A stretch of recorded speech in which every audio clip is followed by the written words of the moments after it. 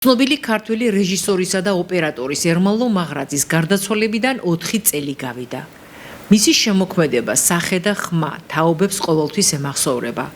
არაერთ ფილმში, რომლის სიუჟეტსა და რეჟისურაზე ფაქტიურად მარტო მუშაობდა და ყველა სცენას ერთი კამერით იღებდა, ხშირად როლსაც ირგებდა, სადაც ყოველთვის ბუნებრივი და გულწრფელი იყო.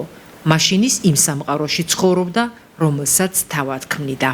ერმალო მაღრაძე COVID-19-თან დაკავშირებული გართულებებით 77 წლის ასაკში გარდაიცვალა. სხვადასხვა წლებში მუშაობდა კინოსტუდია ქართულ ფილმში, ჯერ რეჟისორის ასისტენტად, შემდეგ კი რეჟისორად. 1992 წელს დააარსა კინოფირმა ერმალო ფილმი. გადაღებულია რამდენიმე კინოსურათში, არის საკუთარი ფილმების ავტორიც. აღსანიშნავია გზააბნეულნი, აპოკალიფსი არ იქნება, თეა, შვეციის პრინცი იმერეთიდან და სხვა. სიცოცხლის ბოლო წლებში ის ტელეკომპანია არგოს თანამშრომელი იყო. ჰქონდა საავტორო გადაცემა სინემა კლუბი ერმალო მაღრაძესთან ერთად. არგოს ხელმძღვანელი ზურაბ ლომთაძე მას სახალხო რეჟისორს უწოდებდა.